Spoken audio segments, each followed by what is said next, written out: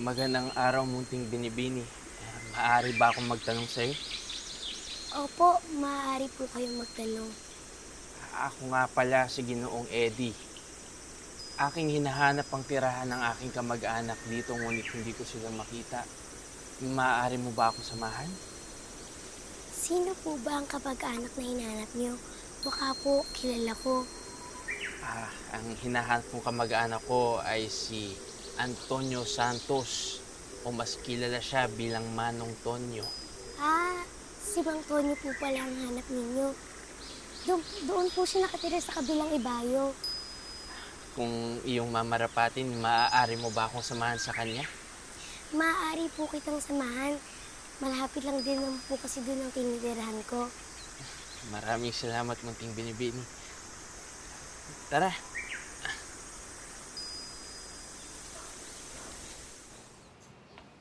Kuya Eddie, kamusta ka na po? Sana nagugustuhan niyo po itong lugar namin. At oo naman, yun ay dahil sa iyo. Dahil napakabait at napakabuti mo sa akin. Salamat po. Maaari po ba akong magtanong sa inyo? Bakit po mag-isa lang po kayong pumunta dito? Wala na po ba kayong kamag-anak dito? Hmm. Lahat ng mga kamag-anak ko ay lumisan na. Ako na lamang ang natitira sa aming lahi. Kawawa naman po pala kayo. Pero huwag po kayong mag-alala. Hindi po kita iiwan. Huwag kang mangangako na hindi mo kayang tuparin, munting binibini. Hindi po. Habang nabubuhay pa po ako, hindi po kita iiwan. At habang buhay naman kitang mamahalin. Ngunit masyadong bata pa po ako. Mas matanda pa po ang edad niyo kaysa sa akin.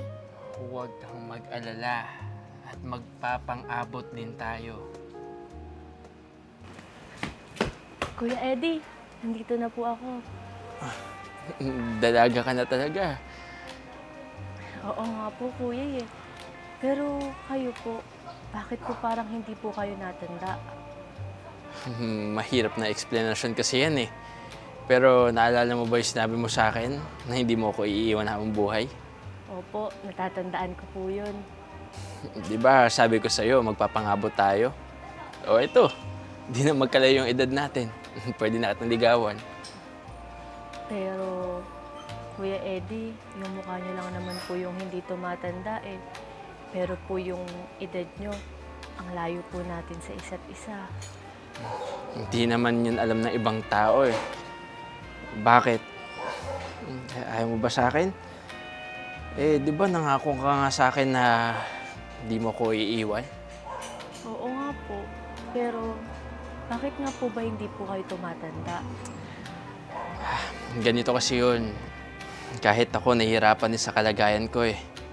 Sa medisina, ang tawag sa sitwasyon na to, Syndrome X. O kaya naman, Neotenic Complex Syndrome. Na hindi man na tumatanda yung panlabas ko, kahit pati yung panloob ko. Ano po yun? Habang buhay po kayong buhay?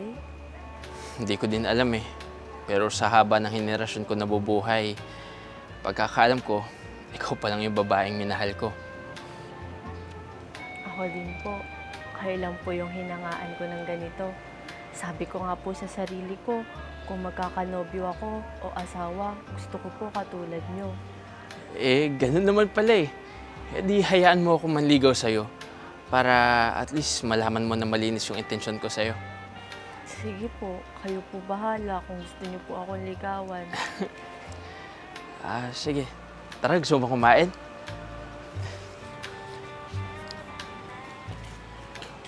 Mahal, pwede bang iabot mo sa akin yung lampi ng anak natin? Ito na. Gusto mo ba ako muna mag-alaga sa anak natin para makapagpahinga ka? Kaya mo bang alagaan tong anak natin?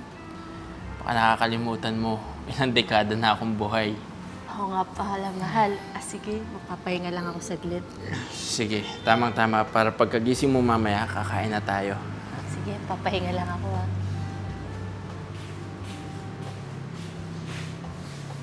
Mahal, alis muna kami ng anak mo ah. Ikaw muna bahala dito sa bahay. Sige, mag-iingat kayong dalawa. Sige, halika na anak.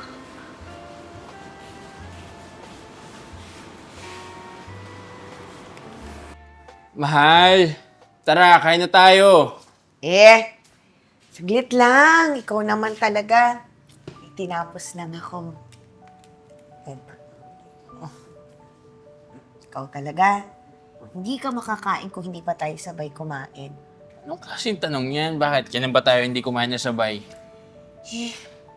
Pero mahal, ano pag nawala na ako? Hindi ka mawawala. Di ba nangako ka sa akin na hindi mo ko iiwan? Pero kasi tingnan mo ang itsura mo sa itsura ko. Ako, eto, ang tanda na. Ikaw ang itsura mo.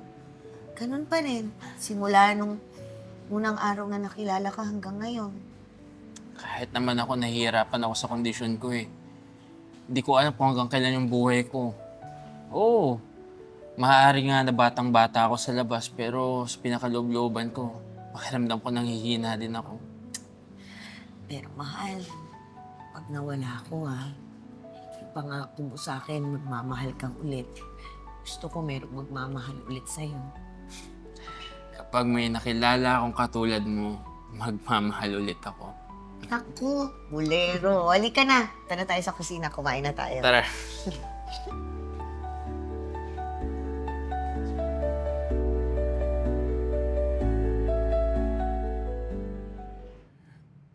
Mahal, patawarin mo ko Parang hindi ko na matutupad yung pangako ko sa'yo. Naiiwan na kita, mahal, at hindi na kita habang buhay na makakasama. Mahal, huwag mo sabihin yan. Mabubuhay pa tayong magkasamang dalawa. Hindi mo ko iiwan. Mahal ko,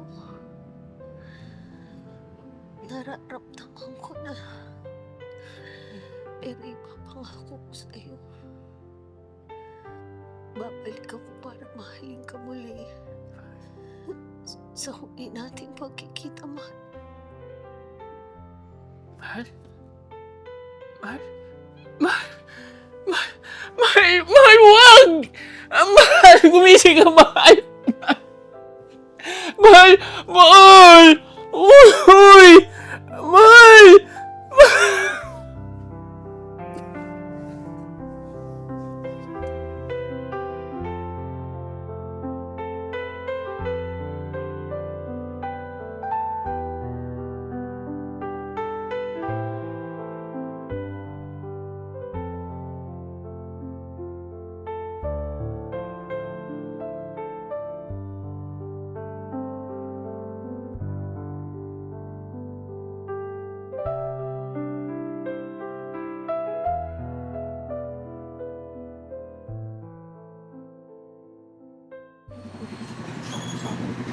Nida! Nida! Sorry po, pero Amanda po ang pangalan ko.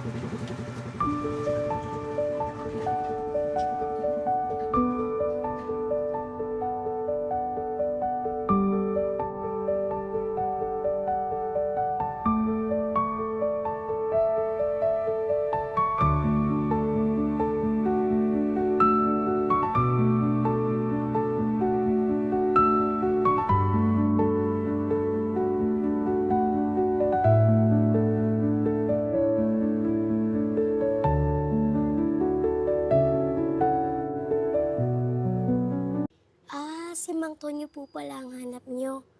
Doon po siya nakatira sa kabilang iba. Ano po? Bayo. Okay. Kahit ako, nahihirapan din sa kalagayan ko eh. Sa medisina, ang kondisyon na to, ang tawag dito ay Syndrome X or Neotenic Syndrome. Ano?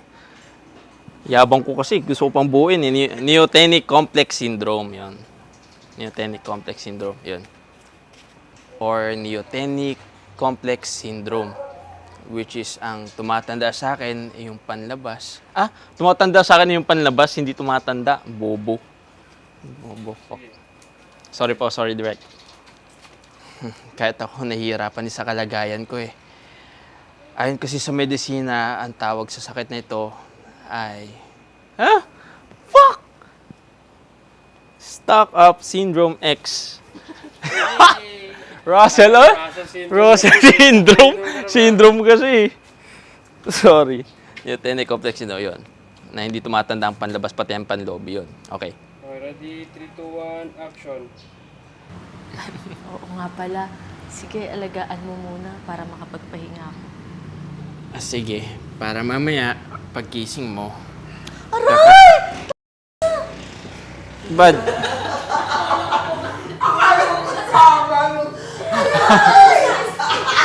Bigyan mo mamatay pala ng asawa.